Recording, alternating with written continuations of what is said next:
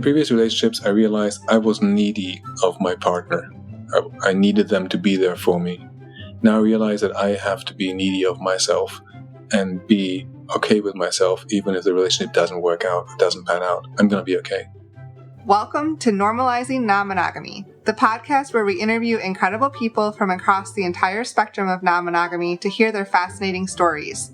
We strive to bring guests on the show who have a healthy approach to non-monogamy. However, it's important to remember that everyone does it a little bit differently, and the views and opinions expressed by our guests do not necessarily reflect our own. Additionally, we produce this show for entertainment purposes only.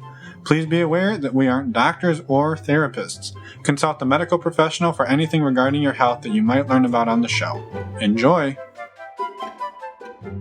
Welcome to episode 249. We're Finn and Emma, and today we have an interview with Pan, who lives in Germany and is solo poly. We cover a wide range of topics today, and it's really an amazing conversation. Yeah, this is a super fun conversation, and we're grateful to Pan for reaching out. Actually, he was one of the few people to have ever sent us a voicemail. Yes. So, hint, hint, you can always send us a voicemail, but you might wind up on the show, so be careful with that. To send us a voicemail while we're talking about that, head over to our website and click on the Contact Us tab. You'll see a link there. It's pretty easy to figure out. Yes. So anyway, back to Pan. Super awesome conversation. We talk about so many different things, but this conversation is very consent focused and talking about codependencies and moving away from that and feeling confident in yourself. And it's just a really great conversation. So thank you, Pan, for coming on and sharing. We appreciate it. Before we jump into the interview, we have one more thing that we have to say. Oh, yeah. Go for it. So this one, we're just trying to avoid a lawsuit. Vis-a-vis the McDonald's, somebody spills hot coffee on their lap and sues McDonald's. We don't want any of that. So there's a point pretty early on in this conversation where Pan is talking about, let's call it a technique for pleasing people, and it involves drinking hot liquid. Our safety disclaimer is start with warm liquid and work your way up until you find your limit. You don't need to boil the water, pour it in your mouth, and then do the thing with it because you're going to have a bad day. That's all. That's true. That's my only disclaimer. I just don't want to get sued. That's true. All right. Carry on, Emma. We don't want to get sued. That's good to know. We are on the same page about not getting sued. So thank you for the tip technique, Pan, and you're welcome for the safety disclaimer. Before we jump into the interview, for real this time, we do have a few announcements. If you're out there looking for like-minded people, we'd really encourage you to check out our Patreon community. A huge thank you to everyone out there that is already a Patreon member. It is growing daily these days, which is pretty amazing. And we'd love to have you join us and check it out. We have monthly Q&As. We have men's and women's group calls. We have an ongoing MeWe chat. So to check it out, go to our website, normalizingnonmonogamy.com, and click on the Patreon button. Yeah, actually, as Emma said, we've been growing lately. The last couple of weeks have been huge growth for us. Yeah. And that's super excited. So I just want to say you really want to be one of the people who says, I was one of the first 250 people to ever be part of the 1 million person Normalizing Non-Monogamy community. I was one of the first 250 or 300. Right. So you definitely want to do that. Speaking of Patreon, some fellow podcasters have an awesome Patreon community as well. Yes, that's true. And we were on their show last week. So that is the Multi-Amory Show. A huge shout out to them. We were on episode 384. We were answering Q&As from their patrons. It was a super fun conversation, and we're grateful that they brought us on to do that. Check out their show, all of their work. They have amazing content. It's a little bit different than ours, but it is amazing, and we're super excited about that. And they have a huge Patreon community as well, and we know some people who are in there who find it super supportive. So check that out as well. Links are in the show notes. Also, coming up on August 30th, that's only in a couple weeks, we have our next virtual meet and greet. And these meet and greets are open to anyone that wants to join. You just must be respectful and open-minded. These meet and greets, we bring everyone into Zoom. We ask do some fun breakout questions or icebreaker questions. That's what I was trying to say. Icebreaker questions. And then we send you into small breakout rooms with a question, and you get to chat with those people in the breakout room around that question. And then we bring you back to the main room, shuffle the rooms, and do it all over again. So it's a super fun It sounds really confusing when I try to explain it, but it's not confusing. It's a super fun time. It allows you to meet and mingle with a lot of different people. And our next virtual one is August 30th. To sign up, go to our website and click on the community events tab. And there's already a handful of people signed up, actually quite a few. Yes. So we're super pumped about that. And thank you to everybody who's already signed up. The other thing we needed to say thank you about, well, also promote our shirts. So thank you to anybody who bought a shirt. You should all probably have your shirts by now. And you know what? If you want to take a photo of you in your shirt and email it to us, we would love that. It makes us smile. We'll keep it to ourselves. We don't need to share it unless you want us to share it. We're happy to share it. But we would love to get those. And if you don't have a shirt and you're like, what the hell? I want a shirt. Well, you can still get a shirt. So shirts are available. If you go into your podcast player show notes, there's a link there or on our website in the show notes for this episode or right on our homepage, normalizingnonmonogamy.com. There's a big button there where you can go and buy your shirt. And they are amazing. We love them. They just say, give love with our logo. And that's it. Mm-hmm. It's a good way to spot other normalizing non-monogamers out in the wild. Mm-hmm. I made that name up. We probably need to refine that. Probably need to refine that a little bit. Throwing out to the community, what should we call people who listen to this show? NNMers? That's too much. That's too bland. Normalizers? That's a little weird. Oh, any ideas? Listeners, what are you? Okay. A quick reminder, our website, normalizingnonmonogamy.com. While you're there, contact us, reach out to us, send us an email, send us a voicemail. We'd love to hear from you, and we respond to everyone. And we have a super fun, big, exciting announcement coming Friday. Yes. We're just giving you a little heads up that's coming Friday. Look out for Friday. Keep your ears peeled, and we'll see you on the other side of this awesome interview with Pam. Let's go. Welcome to the show, Pam. We're excited to have you here. Thanks for reaching out. One of the few people who've ever sent us a voicemail. So this is the dangers of sending us a voicemail as you wind up on the show. So thank you for being here. I'm very happy to be in your show. Thank you. Yeah. Well, do you mind introducing yourself? We know very little about you, but we're excited to learn more. And I think presumably most of the listeners know nothing about you. So, yeah. So I am at the end of my 30s. I grew up in Greece and I live in Germany. I work in IT. I see myself as a single polyamorous person. I'm maybe sapiosexual or heteroflexible. I don't know what exactly. And that's pretty much everything which comes to mind right now. Yeah. Well, and how did solo polyamory sort of, or non-monogamy, like work its way into your life for the first time? And actually, maybe before we do that, like, could you maybe give a high level of like what your current relationship, like constellation looks like today? Yeah, let's start there. Yes, why not? So I met Annabelle a few months ago. She's married and has a very lovely husband, and they've been married for 22 years, have 2 gorgeous daughters, and there is nothing going on sexually wise in their relationship. And they opened up the marriage 7 years ago, and I met her like 4 months ago, and we hit it off amazingly at kinky parties, and then meeting each other in private and having an amazing connection.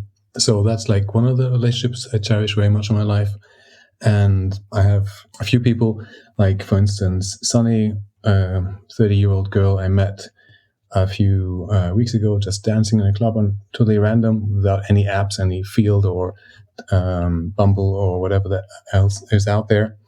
And the beauty with Sunny is we connected on a BDSM level without realizing we were both into it. I knew I was into it. I didn't know if she was as well. But that developed beautifully. And I met Nebula, a girl which lives far away from me, like an hour's flight away.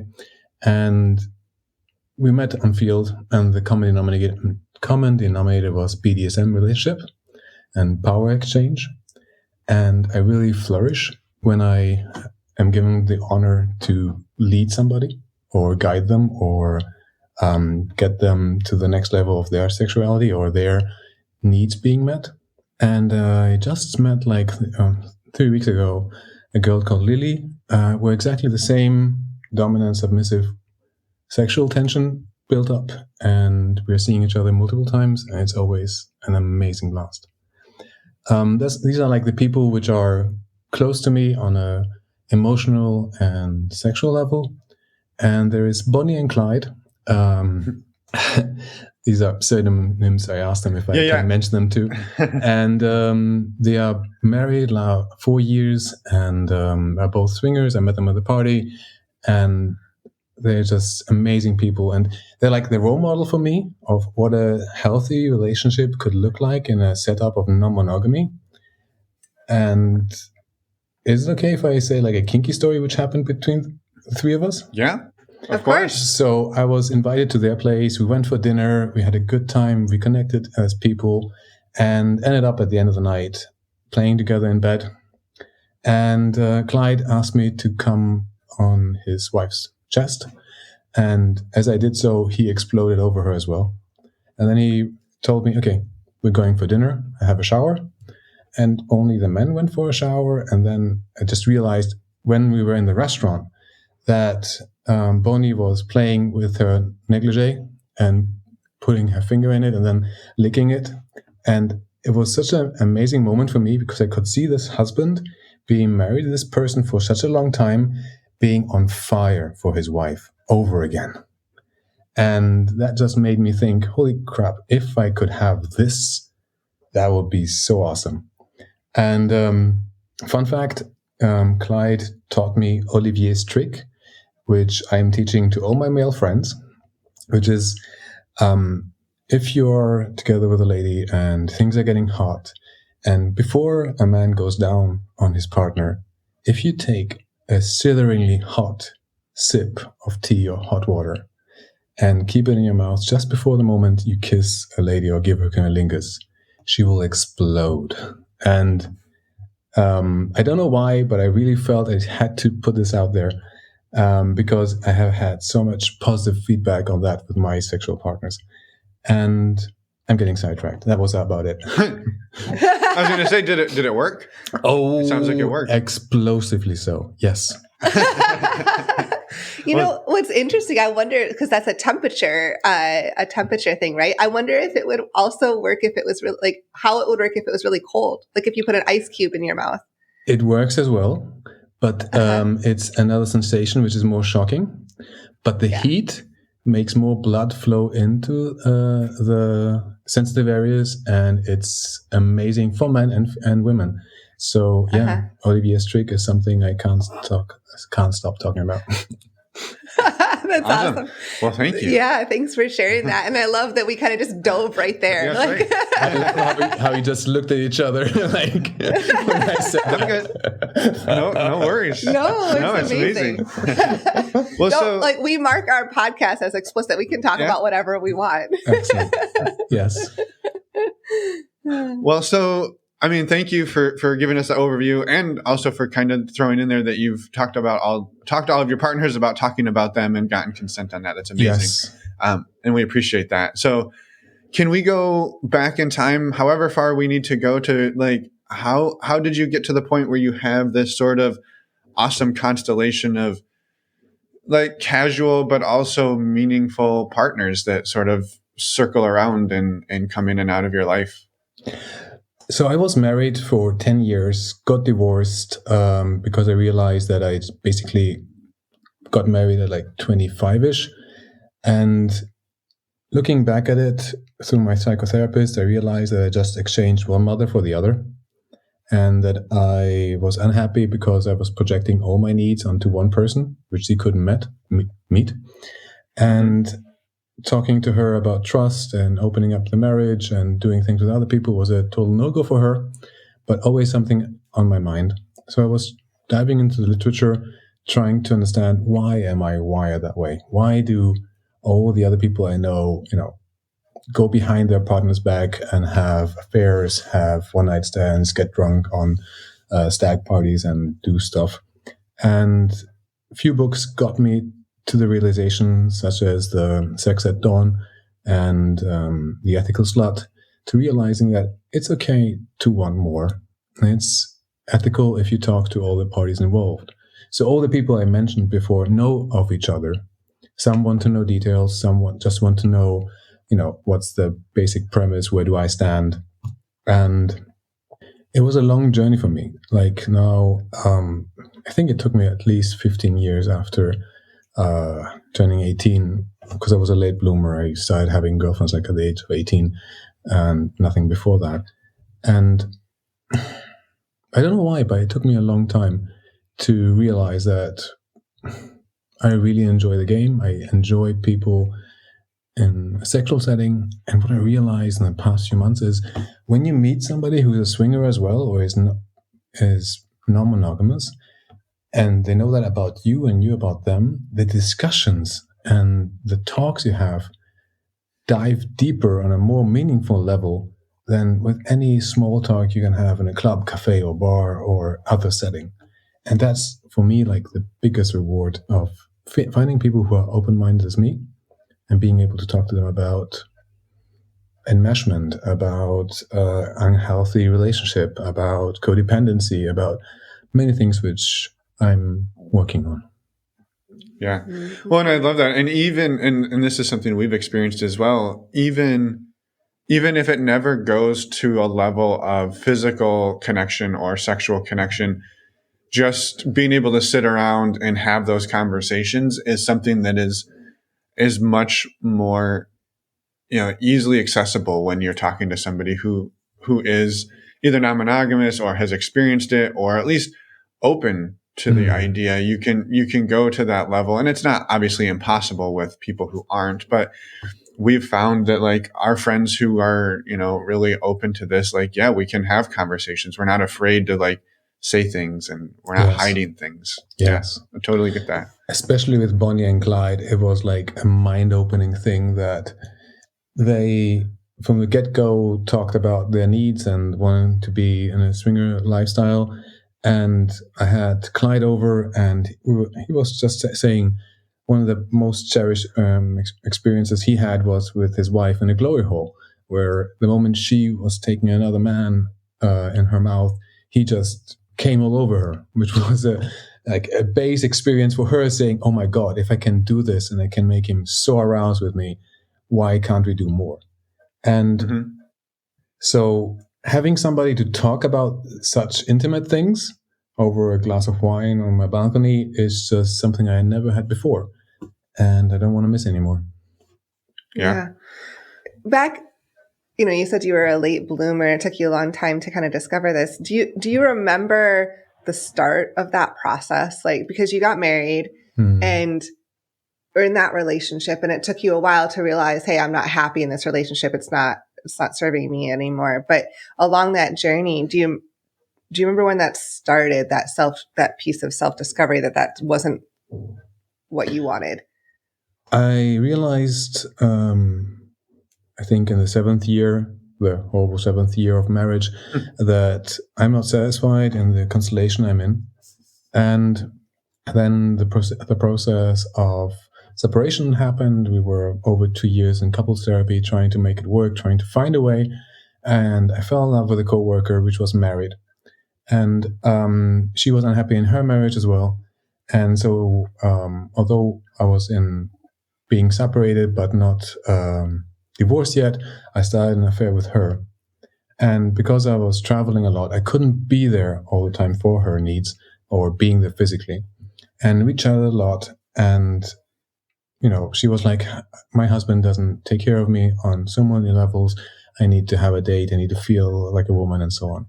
So I actually arranged for a friend of mine to meet her and have a date and then end up in bed, because I felt only compassion and love for both of them, and was like, hey, rather than her meet somebody at work, which might affect her work and her marriage negatively, I would rather have somebody I know and trust her and have a good time with her than if I cannot be there. So having an affair with a married woman and realizing that I cannot be there constantly made me realize that, hey, it's okay. I don't have to be there. I can have somebody else take care of her physical needs and her still being in love with me and me with her. that was my journey into non-monogamy, which got me started and thinking and reading books about explaining to myself, why am I wired like this? Right. Yeah. Like why does it feel like why am I not satisfied? Why doesn't one person, not that one person should fulfill all your needs at all. Like that's not, but many people can be happy in monogamous relationships, but they can get needs met from other people, other friends, other family, like that type of thing. Yeah. What were some of, I know before we started talking, you listed a bunch of books that you've read, and like, do you remember those early days of like, what were some of the things that you gravitated towards that really helped you?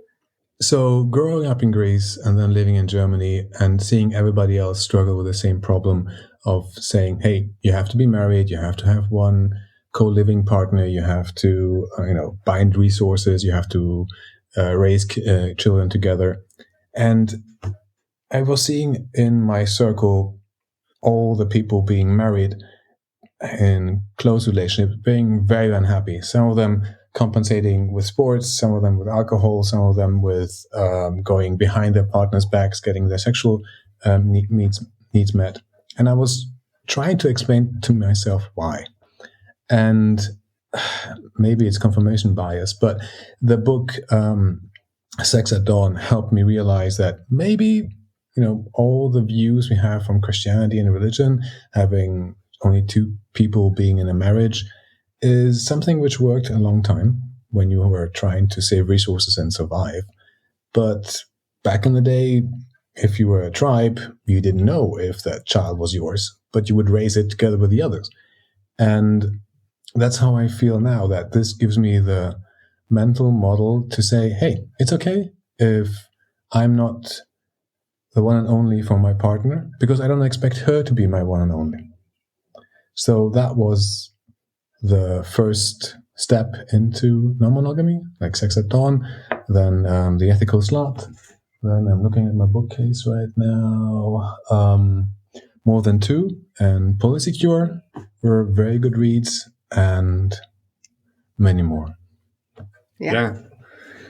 Well, thank you, and thanks for the vulnerability around the infidelity and having an affair at towards the end of your marriage. And like, I think, that's a thing we've had on the show quite a few times, is people, maybe it's triggered by like a death or a tragedy in the family or something like that. And it sounds like in your case, it was just this sort of growing feeling that like you needed something different, and and it sounds like it was a very cultural, like in Greece and Germany, it's like, as you kind of told us again before we started recording, that like culturally it's more accepted to cheat than to open your relationship. And I think that's very true. It's unfortunately so. Like, I have a very good friend of mine whose wife told him honestly that she doesn't want to cheat, but she would like to open the marriage because she fell in love with a coworker. And she told him before anything happened, and he was devastated. He moved out, and his wife then was like bullied by her own brothers, not being able to see their wives anymore, not to get them on wrong ideas. And many other friends of the family were telling her in secret, why couldn't you just have cheated like the rest of us? It's a thing. It's new relationship energy or something. It's just a phase. It will go on. Why do you have to open up your marriage or make him move out and so on? Don't you think about your children and all that? And in the end, my friend turned to me like a few months later and said, I respect that person much more, because instead of being dishonest towards me, she took the hardest step of telling me what she needs, although it hurt me. But right now I can trust her even more than before, which I believe is just a wonderful thing to have. Mm-hmm. Yeah, I totally get that. And it sucks that it's sort of shamed out of us. And it's interesting because if you cheat, that's not a good thing either, obviously, but it's crazy that it's accepted. It's the preferred strategy to accomplish the idea of, well, getting needs met somewhere else, is to do it in secret and to hide. It's unfortunate. So talking about needs, you were asking before about my marriage. I realized, because my mother enmeshed with me rather than having a healthy partnership with my father, she would make me her man in her life. And I had to convince her to move out of the house with my father because they were fighting constantly and it was becoming violent. And I became the person she would look up to at an early age, like 14, 15, to get things done. And she would never clean the house. She had messy tendencies. She was very artistic, very creative, but she would never cook and she wouldn't keep a household. And I fell in love with a woman which I was with for over 10 years, which in retrospect I realized she was basically a surrogate mother because she was able to keep a house clean, cook a good dinner, and show love and affection through the love language of giving gifts, such as making dinner or showing appreciation through keeping the house clean and so on. Now, the book I wanted to drop, The 5 Love Languages, excellent book. Mm-hmm. If I read it like a month ago and I was like, fuck, that was the way she was trying to show me love, and I just didn't realize it, that was her love language towards me, and I didn't realize what I could have done to her, what her love language is. So yeah, I lost my train of thought. I just was saying about my ex-wife and how we got each other's needs met, but then growing up myself, going to psychotherapy, realizing that what happened to me was actually enmeshment and unhealthy, and then realizing for myself that I need to build up my own apartment, my own place, my own safe space to then be able to give love after I've loved myself first. And that sounded like a whole lot of bullshit, that love yourself first, right? For the bigger part of my life. Like just in the past 5 years, I realized that if I'm okay with myself, I can project that love or that well-being to others, and then I can have healthier relationship with others, which I didn't have in my marriage. There, I was depending on that person to have a nice environment. And I didn't realize I was doing it because everybody does it. In Greece, you see single men living with their parents at the age of 50 or 40 until they get married and then move in to their wife's place, which most likely is an apartment below the parents' apartment in the same complex building, which is unhealthy as fuck from my perspective.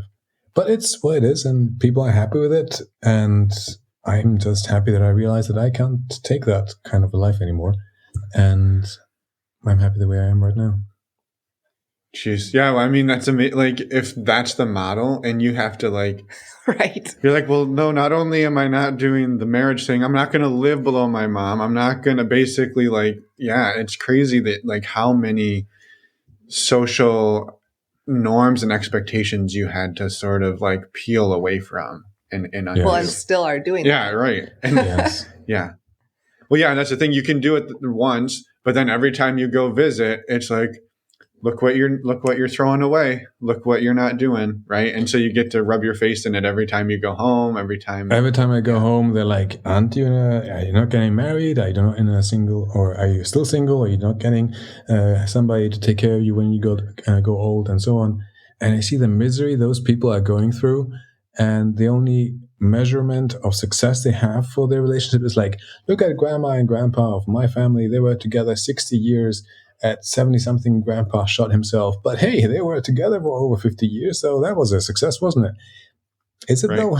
So, yeah, we don't have anything other than longevity or years being in a monogamous relationship to quantify it as a success or a failure. Yeah. Yeah. If your only metric is you were in a marriage for 50 years, I mean, don't worry about the fact you were unhappy for 40 of them. Yeah. That's not what matters. It's the fact that you did it. Well, I think people get stuck in that mindset that they don't have a choice. Yeah. They're trapped and they don't have a choice, and it is what it is, and they accept what it is, that is their life. Mm-hmm. And they accept the decisions they've made and societal's pressure. And I think there's also this element, and this is maybe me being a bit pessimistic, but I think there's this element too of hold on, I've been suffering for 35, 40, 50 years. You get to do the same thing. You don't why should you get to go and live this life that you want to live being happy when I didn't have that opportunity. And I know that's probably not how people, like, they probably don't sit around and consciously think these things. But I imagine there is this element of like, hold a minute, like that wasn't a thing for me. So why are you getting that freedom? And it's like, it was a thing for you. I'm sorry. Like that wasn't the route you chose. And so it's hard. It's super hard. So what was the very first, like, you come out of the marriage, what are the first steps you take to like making this sort of a reality for yourself? After my marriage, I had multiple relationships of 2 to 3 years, which were all closed, but there was always a discussion about opening it up, and both my partners, one after the other, was like, okay, the base must be okay, there must be a trust, and then we can see how it goes.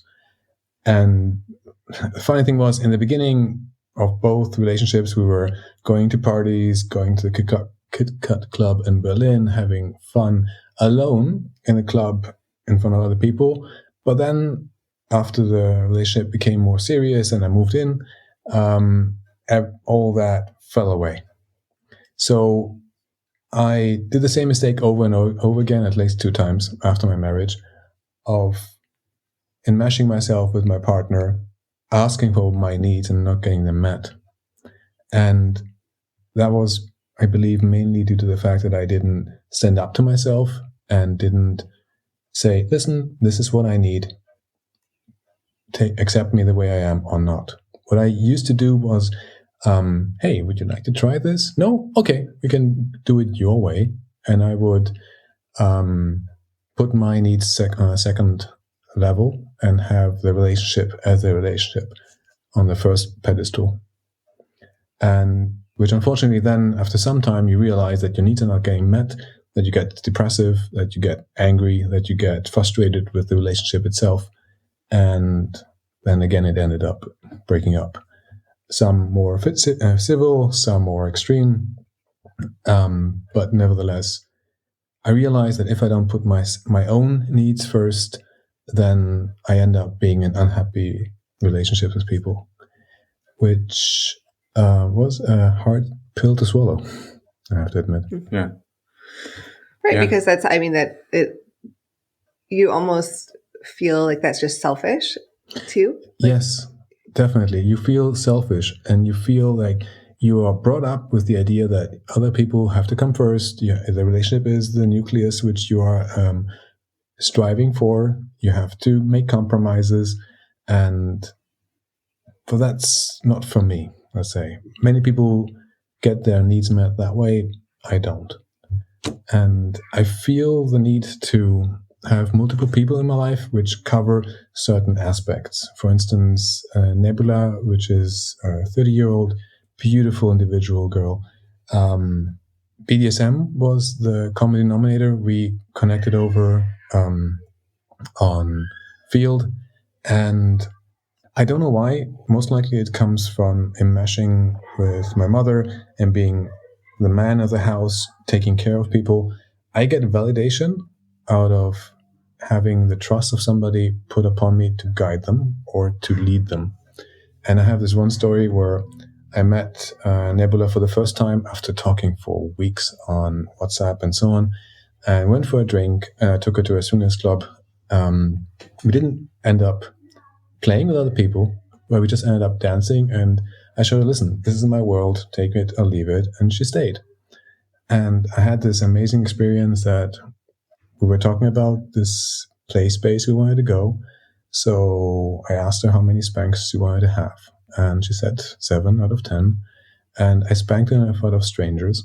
And after I gave her aftercare and took her into my arms, I asked her how she felt, and she replied, I feel owned. And that just made me explode with positive emotions toward that person, saying, wow, that's what I want to give, and that's what I want to receive if I'm giving that person something from myself. And the next day was really funny because I was trying to edge her out of her comfort zone, and she had the fear of being in public. So we went for a drink. I put her. We got into my car.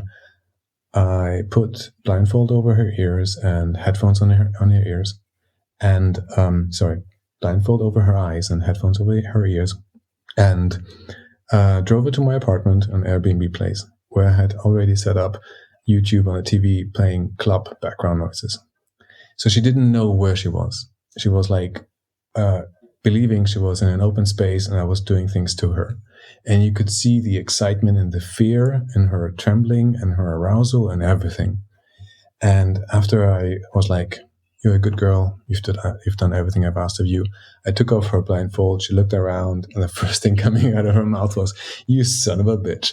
Like she was really in that space, and she enjoyed it. But then she realized that it was actually safer than she would have expected. But she would have gone through with it, which was one of the, let's say, soft limits she was playing with, contemplating, but never actually got over. And experiencing that with somebody, feeling that trust and being able to guide them, even edge them over their comfort zone, is something I really flourish with. Yeah, I think that's amazing. And I imagine there was a conversation there with her of like, I want to push this boundary. I want to go exactly here. Yes. I'd like to try to go there with you. And you're like, well, hey, let's do it in a, like, she thinks she did it, but she didn't. And you don't, she doesn't even have to like go outside of her comfort zone to actually go outside of her comfort zone. And I think that's a really cool approach. And probably, if I were to guess, gave her even more trust and confidence in you to be able to explore these things with you, knowing that like you're going to find creative ways to do it that keep her safe. Yeah. I saw Sunny the other day, and she was reminiscing the first night we met, dancing in a club, just randomly hooking up. And by the end of the night, I kissed her goodnight, and I put my hand around her neck and squeezed it lightly, and I asked her if that's okay with her. And she was telling me that once you did that, showing dominance, but reaching out with consent towards me, my knees got weak. I was like, yes, I want this. And the person is not being dominant in a bad way, let's say, or in a non-consensual way, but in a consensual approach to, hey, this is what I want to give you. Do you want it? And what I'm getting at is, it's abuse if you do anything to anybody without asking them if they like it. And it's so annoying. I am getting in touch with other men, and they believe it's like macho if they do things to their people who are submissive to them without asking them or without getting their consent. And I'm like, dude, that's just abuse being disguised as being a wannabe dominant partner. And I can't stress it enough. Many dominant believe, oh, I'm going to lose my face or my power if I ask her if she likes it. And that's totally not true. The other book I wanted to mention was The Art of Dominance, which explains so well how a dominant person is just a servant of the submissive, because she actually holds the power by allowing the dominant partner to do things to her. Right. And in one of the books, I don't know why, I always enjoy denying my partner an orgasm in the beginning. And I always loved that play, but I didn't realize why I liked it so much. And in one of the books, they try to explain the psychology behind it. So when two partners have sex, there's always the elephant in the room, are you going to come to an orgasm? And especially women have this feeling, oh my God, I have to show him that I'm having a good time as well. But by denying proactively the other person of having that, you remove the pressure out of it. Which for me was like, oh my God, that's what I'm doing. That's why it feels so good. And that's just one thing of my sexuality, which I had to read lots of books to find why am I so getting off on this. And it's, something magical I've discovered quite recently. Yeah. Yeah. When did the exploration into kink and BDSM, when did that sort of come in? Because I know there's a lot of, there can be a lot of crossover between non-monogamy and kink, but they're not necessarily one and the same. Yeah, they're not. No. You know, you can meet a lot of kinky people who are like, no, we're monogamous. You know, it's not necessarily a requirement to be non-monogamous if you're kinky. So during the years where I was unhappy with my marriage, I was diving into porn a lot to get my needs met. And sometimes I would finish and I was like, what the fuck did I just get off to?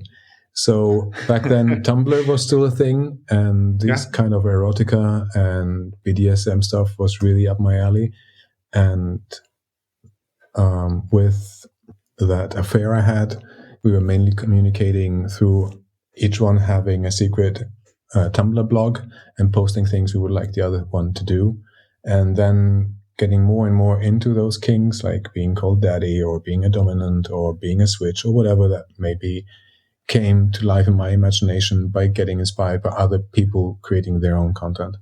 So I tried, getting off to ethical porn, like Make Love Not Porn or other female porn producers. But for me, it doesn't do it. So, and I'm terribly sorry that Tumblr did what it did and it's not the platform it used to be. Because that kind of erotica is what really was something I enjoyed.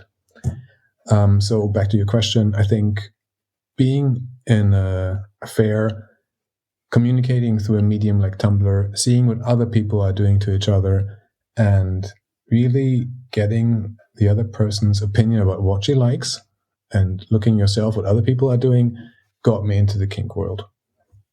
Yeah. Yeah, I mean, it's a fine line, right? It takes a lot of self-awareness and education and learning about especially the dominant submissive dynamic. And it could be, I mean, either way in gender roles, but it's tricky, I think, to find that line, because society, like you were talking about a minute ago, society and a lot of males, and I guess I should say people, but stereotypically males will feel like they need to, project something onto their partner. Yes. And navigating that is, I mean, it's tricky, right? Like it's tricky to try to push against those stereotypes to try to do it in a healthier way. So the difference between being a dominant who abuses his submissive or being a dominant who gives something of value to his submissive is intent. A healthy individual which is aware of his own needs will blindfold his partner and push her over her own edge with the intent of guiding her somewhere or giving that person something. A person with the intent of feeling just, dominant for his own sake will do that to get his own needs met and not looking at the needs of their partner. So many men try to get their own needs met by just focusing on themselves, and then mostly in dominant settings it becomes abusive because they don't take into account their counterpart. Yeah, well, and so like I appreciate that, and thank you for sharing everything around the BDSM and that dynamic for you and your thoughts on it and consent and because it's something that's important to talk about, but we want to make sure that we're trying to navigate that conversation too, and making sure that the information we're putting out there is consent forward. And so thank you for expanding on that. For anybody listening, the new topping book and the new bottoming book by the same authors of The Ethical Slut is an eye-opener for consensual power exchange and topping and bottoming things, which really helped me a lot. Yeah, I love that. And I know those are perennial favorites of Dan Savage to throw out there as well. So I feel confident in those recommendations. So awesome. So I'm just kind of curious, like you kind of jumped in, you started dating, you said like some multiple long-term monogamous relationships. When you really kind of dove into this and created these sort of multiple coexisting partnerships, have you come up against any, like, I mean, you said you're kind of fighting against a whole bunch of like enmeshment and stuff from your childhood.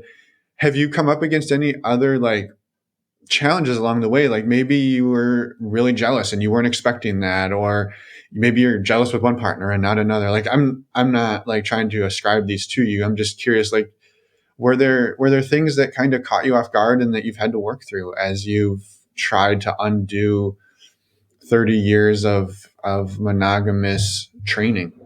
Yes, definitely. So with one of my partners in the past, I fell in love with her, and I realized after we broke up that it was unhealthy because I was enmeshing with her and she wanted to be single. And from the get-go in that relationship, we said we want to be open, we want to be polyamorous and so on. And I was far away. She had a date. And by the end of the night, she texted me, "Oh my God, I'm falling in love with that person." And that was it. And she was drunk. She forgot the mobile phone in the guy's car. And there were like 17 hours and until the next day, until she found her phone again and wrote me. And during that time, I was just in free fall. I was scared as hell. I was angry. I was feeling so many emotions. I wasn't feeling jealousy in regards to why is she, going with that guy and not me. I knew why, and I wanted her to go. It actually aroused my sexual tension towards her. But the feeling of not knowing, is she now leaving me because she's falling in love with another? That was just a world of pain to me. And what I realized is that texting can be very, very painful. And if you have a phone conversation, like after 17 hours, she found her phone, she called me immediately because I was able to keep myself in check, saying, "Hey, I'm happy, having a good time. Call me when you can. I'm feeling as if I'm losing you." And we cleared the air and everything was fine in the end for that evening at least. So with Annabelle, we're in a, let's say, poly relationship with her. I don't like to write. She's a very text-based person. She likes to text all day long. I would rather have a phone call or say a speech message or something. And she's like, "So are you having a good time? Are you going out?" And I've caught myself realizing that I'm not telling her the full extent of the people I'm meeting or what sex dates or whatever other things I have, because I don't want her mind to play loops or, over exaggerate what I'm doing. So I told her, "Listen, when I'm going out with people to play or I'm seeing someone, I'm going to tell the day after, I'm here for you. I want to be with you in the setting we have." And which is slowly becoming kitchen table poly, because I met her husband the other day. We had dinner together. We connected on IT stuff. And he even reached out to me the other day and was like, "You want to spend the three of us a weekend once somewhere?" I was like, "Why not? Let's see how it goes." So what I'm getting back to is I have a good relationship with that person, but she sometimes gets envious of the amount of dates I have and the amount of fucking around I'm doing or the fun I'm having. But she knows that when she opened up her marriage, she was doing exactly the same thing. Mm-hmm. So on the one hand side, she understands it. On the other hand, she was like, "Do you have to have like 5 sex dates in 1 week? Isn't that, am I not enough for you?" And getting her to understand that it's not about her needs or her, what she wants, but it's about my needs and my validation, which I'm pulling out of these experiences, is what I'm going through right now. I know I'm not going to be able or wanting to keep up this lifestyle forever or go on such extreme measures to have like parties every weekend. So for now, it's what I really desire and where she's sometimes struggling with.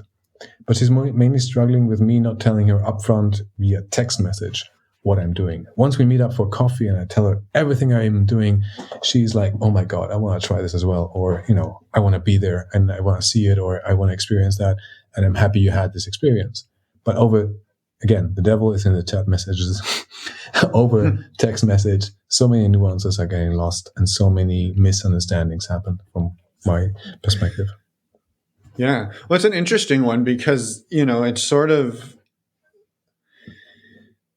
in one way, right? People could say, well, you're sort of managing her feelings, but at the same time, like, you're also managing your own. And it's not like you're doing this without telling her. And you're saying, I will do this. I will tell you when we sit down, I'm going to tell you everything. But for me, this is what I need. And right, she has then the autonomy to say, that doesn't work for me. So we're not going to do this relationship anymore. Exactly. And so, I think there is still the room for negotiation there for the two of you to find what works. And like, I imagine if she was to come to you and say like, hey, I really need you to text me beforehand. And I know there's going to be a bunch of like, my guess is you would probably give it another try, but I don't know that like, if you're like, this has never worked, I don't want to keep doing this, let's try it a different way. Like she gets to opt in or opt out just as well. Right. Exactly. Both of us are able to stay involved or say, hey, it doesn't work for me. And as long as, so in the previous relationships, I realized I was needy of my partner. I needed them to be there for me. Now I realize that I have to be needy of myself and be okay with myself, even if the relationship doesn't work out or doesn't pan out. I'm going to be okay. The other book I can highly recommend, it's only a 3-hour or 4-hour audiobook. It's called Love Yourself Like Your Life Depends on It. That has some beautiful affirmations and some work you can do on yourself when you grew up enmeshed as I did, to learn to love yourself. And if you would have told me that 2 years ago, I was like, get away with that bullshit. That's like esoteric, whatever. But now I have to admit to myself, there is a lot of truth to it for myself. Yeah. Yeah, I love how you admit that too. Like you come up, you're like, well, I couldn't hear it back then, but I've come around and now I can hear it. And it just shows, all of us we're in different stages of our lives and different stages of growth. And sometimes we can hear something and sometimes it's not the right time. Mm-hmm. Yes, definitely. Yeah. Love it. One positive thing I've realized out of my enmeshment was that I've become a people pleaser. Now I realize that I stop pleasing people when I don't get the same beautiful gestures back. Like I love to open a door for a lady. I love to hold her chair and so on. And I was at a kinky party in Berlin, and upstairs were like a playroom. I sat down on a big couch, and in front of me was a beautiful couple which was making out, and I just loved watching them. So a couple came and sat next to me, and there were multiple single men looking at the happening as well. So the couple next to me started kissing, and I asked them, "Hey guys, I'm on my own. Do you want me to, stand up and stand over there? I see you're getting into it. Is it okay that I'm here?" I'm like, "Dude, that's easy. Stay here. No worries." At the same time, all three of us enjoying the show for the other couple and across the hall, getting it on the couch there. The guy turns to me and says, "You seem like a really upset guy. Can I give you my girlfriend in your arms? Because there are many single men here. I just have to go and find my friends." I was like, "Sure." So I put my arm around Julia. We started talking, and she was really happy there was somebody there because it was dark, it was loud music. There was a couple having sex across from us. There were single men with their dicks out and enjoying themselves. And then another two couples come back with her boyfriend, and we all five sit on the couch, and it was getting crowded. So again, I said, like, "Okay, guys, I see the girls are kissing, the boys are stroking each other, like just their back of their heads and so on. And do you want me to, give you the space?" I was like, "No, everything's fine." And then some other random single men just started, caressing the backs and the legs of the girls because they were kissing, and they felt really uncomfortable. So the girls turned to the guys and said, "Listen, this is too much for us. Let's go to the hotel room." And then the guys turned to me and said, "Would you like to join us? We're going to the hotel room." And I ended up having a beautiful fivesome, like two couples and a single guy, for hours on end, out of just being kind to people. Like the intent was not, "Hey, oh wow, she's a good-looking young student, and can I get some?" But hey, you are here together. You want the space to have fun, And this theme of being kind to people is something I cannot stress more than I'm already doing, especially to many men friends, which think they have to be assholes to attract the women or attract the people they want. I think it's exactly the opposite. If you are just kind to people, they will return it in kind. Yeah. Yeah. I love that. I love where that like went, and like just being able to be like, do you want me to leave? No, stay. Okay. Do you want me to leave? Nope, stay. How about no? Can I leave? Nope, stay. And it's like and versus, when you walk up and try to take force yourself. Yeah. Like it's just, and we've watched that happen so many times at different events, and it's usually subtle, right? It's like getting closer and closer, and you watch the woman trying to like, as he moves 2 inches closer, she moves 2 inches away, and they just don't pick up on the cues. And it's all the consent, and it's crazy. Last Saturday, I was dancing in a kinky club in Berlin, and there was this one girl dressed like a sub, and I talked to her. I was like, "Oh yeah, are you a submissive? Is your dom here?" And she was like, "Yeah, I'm a submissive, but not to you." So I was like, "Okay, cool, no worries." And I danced on with my girlfriend, and this drunk dude was like talking to her, pointing upwards, and I could tell without hearing it over the loud techno music that, we want to go upstairs and have some fun and whatnot. And she was like, be very kind to him, but firm, but he just wouldn't hear her. So I grabbed the guy by the shoulders, and I told him, dude, she said no, but in a kind way, but she still said no. Dance on. And he's like, okay, like totally drunken state. So he danced on. And then that girl, which before was like, that dude is just hitting on me, grabbed me and just with a smile on her face said, "May I kiss you?" And I was like, for sure. And we ended up just, kissing for a bit, and she thanking me profusely. And I telling her, you can defend yourself. And she's like, of course I know I can defend myself. I'm a police officer, for fuck's sake. But I'm here in my submissive outfit. I want to have a good time. And I don't want to have to explain to myself, to drunk dudes, why I don't want to go up with them and fuck him because I don't even know his name. And that was just a very pleasant memory. And I think it points out, like, exactly like you said, like, she knew what her power was, but like, it sucks that like the conditioning around, like, I just want to have a good time. I know I could kick this guy's ass, but I don't want to be the woman who's like kicking some dude's ass in the middle of a sex club or making it like, and so like the deference to that is so frustrating. Yeah, it is. And I appreciate you sharing, the stories that you have shared. And a question I had was, you've talked, your life has changed a lot over the last handful of years. How open have you been in your life with that change and what with your relationship structure and how you've been navigating that? So to some close friends, I can be totally open towards all my escapades and my relationship statuses and how I navigate everything. But I realize that everything which has to do with family, because of the mindset there, is treacherous and condescending to an extreme extent. So I don't share my personal stuff at work or with my family side because they just give me grief. My friend circle where I live now is expanding more and more to people who are more open-minded and where I can talk about these things and I feel accepted. But in generally, it's in Germany, it's not normal. Let's say it's accepted to a certain extent, but it's not understood. Let's say. Mm-hmm. Yeah, that makes sense. Yeah. And that actually gets to how society approaches non-monogamy and alternative relationship styles and structures in Germany and in Europe.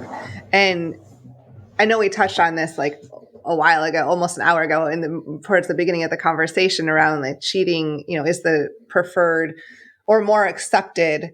The simpler model to understand. Because if you cheat, you're going to stop, you're going to be back in a marriage or divorced. So the multiple versions of how a polyamorous relationship can go is so hard to grasp that it scares people. And I think it has to do with how secure are you with yourself. So people who are in a relationship tend to this is just my assumption, tend to be more secure in that setup because they don't trust themselves to survive alone. Not only physically, but even emotionally or socially, let's say. I think maybe that's even a recurring theme when I was listening to your podcast. People who are in a polyamorous relationship are more aware of themselves and more secure with themselves to say, even if everything breaks away, I'm going to be okay. Where people in monogamous relationships depend to a certain extent on the family, accepting them as being married, as their partner being there, and so forth. Mm-hmm. Mm-hmm. Yeah. Do you see that? Have you seen that change at all over the years in society? Definitely. Like, do you see a progression? Yes. You can see it in field apps. You can see it in OkCupid. You can see it in sex parties. You can see it with, especially in Europe now, you have the ability to marry same-sex partners. Open relationships in a marriage is still a long way to go. But especially younger people I meet are way ahead of me. Like, I wish I was 20-something now with people saying, oh yeah, I met this one girl dancing, and she was like, yeah, I have 3 partners. One of them is gay, one of them is my roommate, and one of them is my lover from afar, and that's how we roll. And I was like, oh my God, you're 21. Fuck, I would have wanted to know this when I was that age. But all power to you. So back to your question. Yes, I believe now, in comparison to 10 years ago, it's more in the media, it's more in the apps, it's more in the Me Too movement, may say not, sorry, Me Too movement was the wrong hashtag, in the Love More, Be More movement of the last decade. Mm-hmm. Yeah. Mm-hmm. Well, and so sort of thinking like towards sort of putting a bow on this, you kind of said a few minutes ago when you're talking with Annabelle that she's like, well, why do you have to have this many dates and this many parties? And you kind of said like, this is where I'm at now. This is sort of what I'm needing now. Maybe, in a few years, I'm not going to have that sort of energy or stamina or desire. And I'm just curious, like, do you have sort of this vision of where you kind of see yourself going, or like what you're thinking in terms of like, in a couple of years, I think I'd like to have maybe a nested, like more serious partner, but keep these other satellite partners. Like, and again, I've just made something up. So I'm just curious, like where you see yourself taking this throughout the journey. I had the same discussion with Lily the other day, where she grew up with parents which lived 1 hour apart all the time. They never nested together, but they were together. Like, talked every evening on the phone, spent 1 weekend there, 1 weekend there, and kept though their own personality, their own space, and were emotionally together, but physically apart and sexually open to other multiple partners. So okay. I see myself being emotionally loyal to somebody in the future, where I can connect with that person and build so much trust. And in the book Polysecure, it talks about a newborn baby needing at least 7 months to build up the trust with their caretaker, and some studies going on that at least 2 years have to pass between 2 adults for the same level of trust to be built. So I really am looking forward to finding that person where I can build that level of trust, where I might be living with them, most likely not. I really enjoy living on my own right now, although sometimes I'm still struggling with being alone or being okay with myself. Yeah. But I see myself being in like 2 or 3 loving, open relationships as a single polyamorous person, and then having somebody like really close to me on a emotional level, which I will then, if you put a hierarchy on it, will be my main partner, which I refer to for my mental well-being or my mental connection. But by saying that out loud, I'm like, holy crap, am I doing the same mistake as before, enmeshing myself with some other person, but they're not living with me? So am I doing the same mistake as before? I don't know. The answer is unclear to me right now. I still think I need a lot of healing and a lot of work to do. until I figure out how my journey will be. And this is one constant I've noticed in your podcast. It's what is the ideal? And I think there is none. I think it's an ideal for the time frame and the period and the mindset you have. So my marriage with my ex-wife was what I needed back then. And it gave me the structure to evolve, right? For that period of time, it was okay. Now I'm in this period of time where I'm open, single, polyamorous, and I love it. So in the future, maybe I'll have some other model or constellation with humans around me, but I don't think it will ever stay the same. So with Annabelle and her husband, it's slowly developing into a kitchen table polyamorous thing where me and the guy have no physical attraction to each other, but we both love to some extent the same woman and we want to see her happy. So he's loving her because she gives him, after 22 years of marriage, still the nucleus of a family and raising two kids. She gives me the attention I seek and the connection I desire, and vice versa. Yes. Yeah. Mm-hmm. Yeah.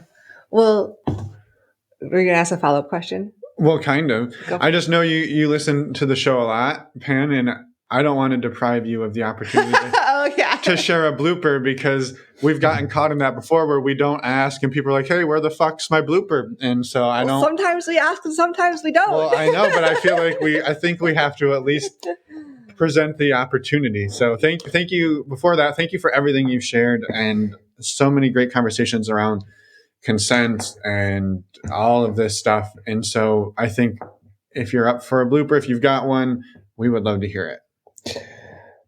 I went to a city far away with like 3-hour train ride to this one techno party, which had a sex positive attitude. And I'm dancing dressed in a leather skirt and a leather shirt, sleeveless top with a top hat.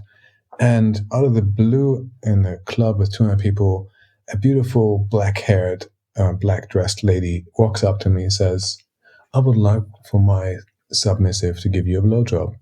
And I look behind her, and there's a beautiful blonde woman with a chain around her neck and a collar.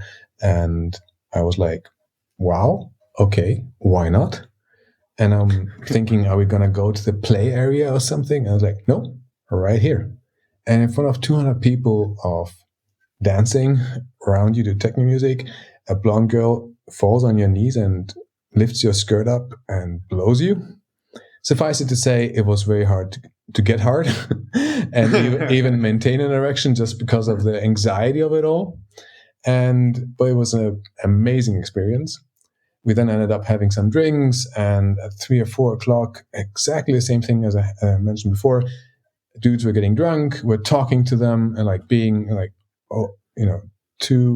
not understanding a no. So I stepped in again. I said, dude, she said no. Okay. And they fucked off.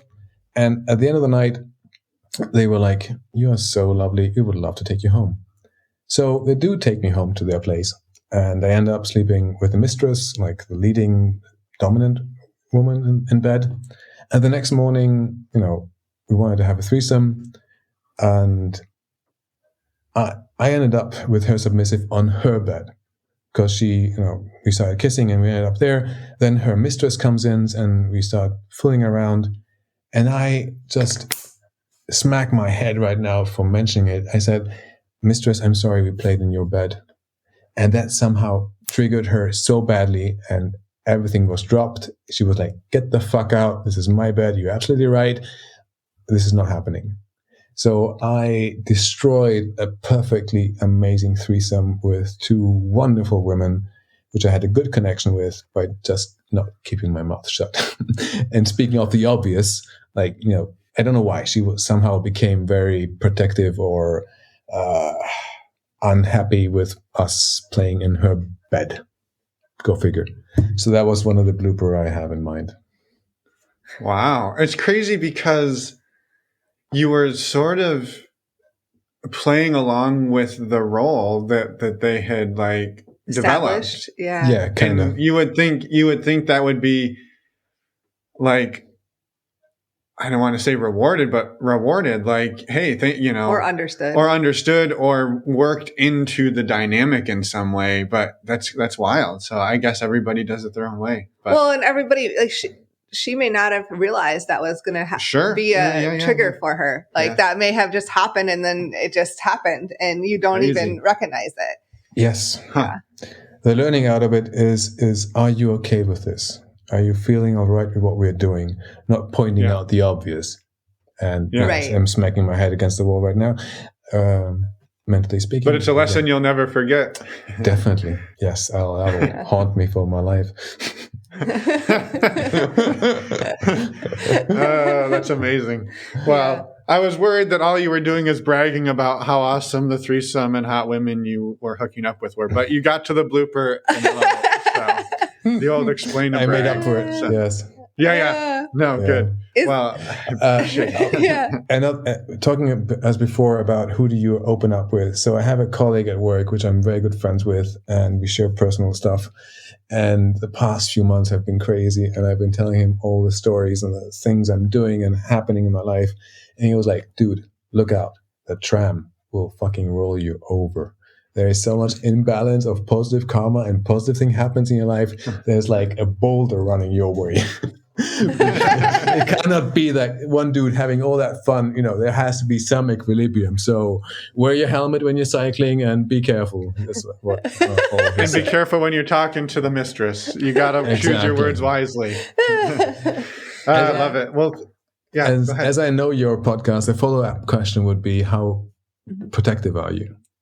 Sure. Let's do that, and then we'll let you get along, and we'll get some breakfast in us. You're good. Yeah, go. Yes. So awesome. I get tested regularly on the big 4 STDs which exist. Thankfully, the gay community has certain checkpoints where you can go and get the tests for free. And I usually make a screenshot of it and share it with my partners proactively with everybody, saying, listen, this is my screening, these are all the things. And that builds up trust, and I try to always have protected sex with the partners where I know they don't have where they have the same anal retentive feeling of fear of sexually transmitted diseases. And after my partner shows me their results as well, then we have sex without a condom. And if they then play with somebody else and something happens, and we put a condom on again until at 4 to 6 weeks pass, where 95% of all the STDs can be checked, and then we get tested again, and then we liquid bonded, they say again. So there is some risk to it, that's for sure, but you can mitigate it by talking honestly about it, sharing your tests between each other, and usually keeping a rubber on and trying to always, Fun fact, the girth of a condom is not always the same. So even the XL condoms have a girth of 52 millimeters. And I always wondered, because I'm a grower, why those condoms just didn't keep me erect. And there is this one condom size company called My Size, where they even have like a strip of paper you can pull around your erect cock, and realize that, okay, I need like a few millimeters more of width to have a good time. And dropping a drop of lube inside the condom, if it fits you correctly, can make a whole lot of difference to enjoy sex, protected sex with your partner. And that's what I do to protect myself. Love it. Well, thank you. And actually, my one condom is like close. I wouldn't say sponsor, but they send us lots of free condoms, and we actually did We love the custom fit condoms. Yeah, we did a whole interview with their director of marketing a couple months ago. So it's fantastic, and I'm glad you went there and shared that with us. So thank you. Found what works for you, and it's a lot more comfortable. Yeah. Here we were focused on the blooper, and he's worried about safer sex practices. I guess we need to realign our priorities over here. I'll switch the order when I edit it, so it doesn't look like we neglected that. So we forgot that question. That's all right. No, thank you for everything today, Penn. It was wonderful conversation, and we're glad you reached out. We're glad you came on, and thanks for being vulnerable with us. Yeah. Do you have anything else? Do you have anything else to share before we let you go? Thank you for doing the work you do. I'm really happy to be on the show. And share anything else? Right now, nothing comes to mind. No, that's all, folks. Thank you so much for being on the show. And most likely when I hear the show, I was like, fuck, I should have said this, this, and this. So, yeah. Well, that's what part 2's for. It's all good. So good. That's cool. Yeah. Thank you, guys. Awesome. That was awesome. Yeah. Thank you so much. Thank you. And we're back. Thank you, Pan, for coming on the show and everything that you shared. We're excited to get this story out there, and we appreciate you reaching out. So thank you. Yep, we appreciate it. Thank you, Pan. Thanks for sending us a voicemail. Reminder, you can go send us a voicemail. Like you reminded him in the intro, not the outro too. Well, Why that's not? what makes it a reminder. The first time was just telling him this is the reminder. NormalizingNonMonogamy.com. Click on the Contact Us button. And send us a voicemail. We will send you a voicemail back. How about that? Yes. That's incentive if I ever heard it. Yeah, right? All right. While you're on our website, you can check out our Patreon and sign up for our Patreon community. You can sign up for our virtual meet and greet coming up on August 30th. You can buy a shirt that says Give Love. You can hear us on the Multi-Amory podcast if you click on those links. Podcast show notes. How could I forget the podcast show notes? That's like a lot of information. I have no idea how you could forget that. And you can go find links to get tested for STIs using our favorite resource, STDcheck.com. Right? That is correct. You're staring at me and it's weird. So I'm staring at you intently as I say this about STDcheck.com. Well, tell us more about STDcheck.com, Emma, for anybody who's never heard of them. We use STDcheck.com, and it's a efficient and discreet way to get tested for STIs. You just go to a LabCorp request, give your blood and urine sample, and you get results super fast. And by using the links on our webpage in our show notes, you can get $10 off and you support the show. So we really appreciate you doing that. And thank you also for being a sexual health advocate. Yes, as Emma said, it is our favorite way to get tested. And thank you to everybody who does use the links. Your support for the show is absolutely huge, and we really, really, really appreciate it. Yep. And a reminder, Friday, stay tuned for an exciting announcement on Friday. Awesome. Yes. And then next week, guess what? We have an interview, episode 250. Oh. 250. Episode 250. Excited about that. So we have an interview with Mel and AJ. So yeah, come back on Friday. Come back next week. And go check out all the links on our website. That's all you got to do. You can also follow us on Instagram, by the way. We've been putting out some pretty good content, I think. Yes. So I should say you've been mostly doing it, but I chime in once in a while. You rocked a good post yesterday. So we're working on it. Yeah. But we're NNM podcast over there. What do they say? Like and follow, like and subscribe, like and subscribe. Like and follow. Yeah. Like and follow. You don't subscribe on Instagram. I know, that's a YouTube thing. All right. Smash that like button. Oh, all right. Boy. We've gone off the rails. All right. We will see everybody Friday for the big, awesome, huge announcement. And until then, have a great rest of your week. And then we'll see you next week for Mel and AJ. Bye, everyone. Thanks for listening.